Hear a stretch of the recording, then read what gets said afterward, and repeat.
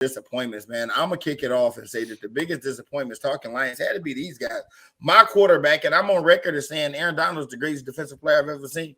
You got Sean McVay, you got Cooper Kupp, you got Jalen Ramsey, and you're coming off winning the Super Bowl, and the entire team just went out and laid an egg this year. Everybody, nobody played good. Offense wasn't good, defense wasn't good, coaching wasn't good. Everything went wrong, injuries, the whole nine. Anything that could have went wrong for this season went wrong. Coming off of a Super Bowl. There was talks in the offseason of Aaron Donald possibly retiring. He's like, no, we're going to run it back one more time. He just stay home for this. They were very, very, very bad this year. And again, man, I gave them so many props when they won. I'm always singing Aaron Donald's praises. Stafford's my quarterback. I always say, got to show them that same type of, we got to talk about it when they bad. So that's my biggest disappointment. Talk to me, John. Yeah, my biggest disappointment, you have to go with the Colts, right? What the Colts were, what they were a couple years ago, and then what we expected them to be last year. We've talked these past couple years about how they play great defense. They have a great offensive line. They have some weapons, and they just need a quarterback. And I don't think this is I don't pin this all on Matt Ryan. I know he's kind of at the end of his career, but I don't pin this all on him. This team was just an absolute disaster. And then they just go and fire Frank Reich, which I understand. And then you go and hire Jeff Saturday. This team was such a disappointment because the division was really bad. The division was there for the taking.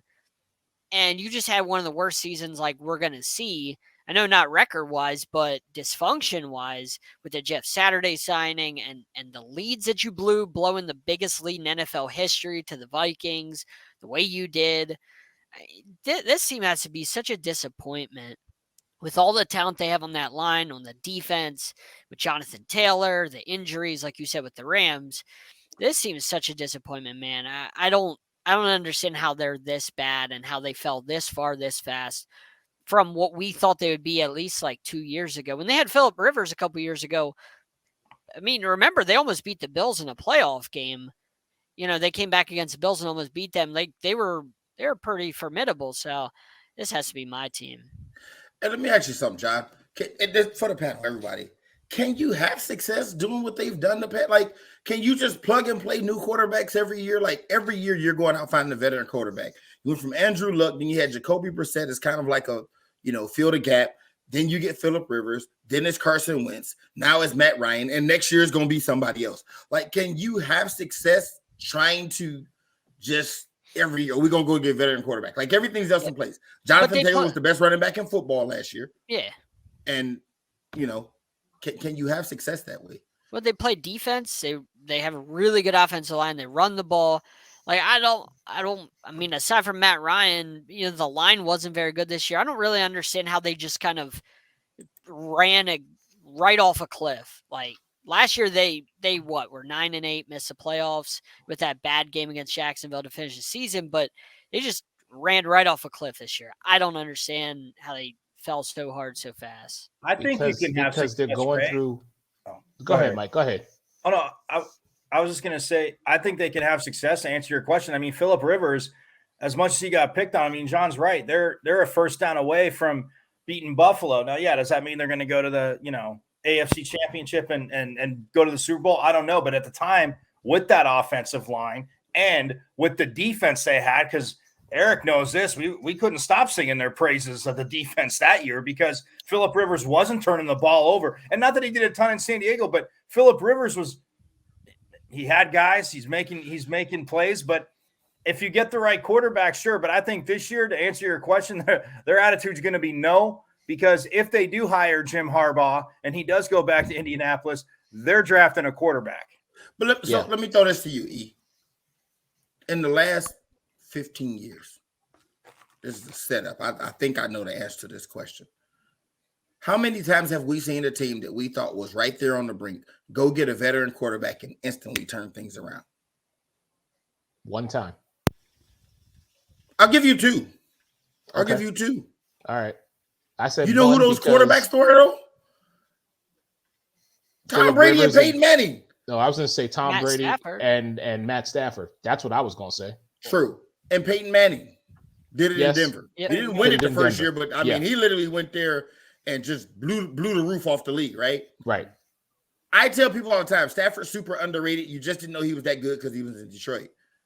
I just don't think that's a formula for success. Like, and another thing that people don't factor into what Tampa Bay and the Rams did, when Tampa Bay went and got Brady, immediately after that, they went and got Fournette, they went and got Antonio Brown, they went and got Gronkowski, right? When they went and got Stafford, they went and got OBJ, they went and got Von Miller. Like, you don't just add the quarterback and say, oh, we good. Like, no, them guys was going all in. Like, the coach just added a different quarterback every year. And so I'm going to say this as far as the Colts go. To answer your question, no, it can't work. Even though people seem to think it could work because of what we just talked about, it's not going to work in Indianapolis because they're adding one piece. And even though that one piece is a key, crucial, pivotal piece, it can't be the only. So I feel right now, this is Jacksonville's division moving forward until Jim Irsay and that front office figure out that you need a coach in place, you need a quarterback in place, and you need to build around that. You need to get a better offensive line, but you need to build that team. So, well, hey, that's a perfect segue to you, sir. Talk to us about your biggest disappointment. Well, I'm still talking family over here tonight, and I want to read y'all some numbers really quick. So, over the last 4 years, this person has had 3,500 yards, 4,000 yards, QBR of anywhere from 105 to 110. And then they leave and go to Denver. That's why I'm talking about my other cousin, Russell Wilson.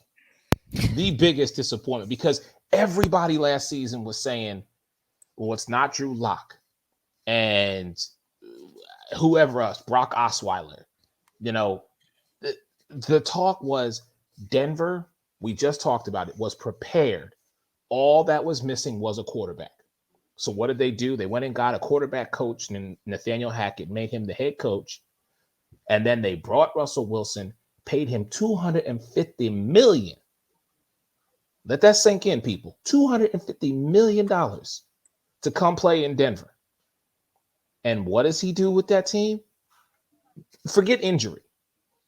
He just was not cooking. Russ was on the sideline, okay? He was not the chef. He was the sous chef. He had to learn how to play the game in Denver all over again. I just cannot. And we praised that move. I remember when Russell Wilson went to Denver, we broke news. Everybody stopped their day. We jumped on here and we were like, yo, this is it. Denver's going to make a run. He's going to challenge Mahomes. He's going to challenge Herbert. Denver might be the number 2 in the AFC West right now. Biggest disappointment. And Denver, now y'all got to figure it out. And it took Geno 1 season to break his franchise record for passing yards in Seattle. So I will say this.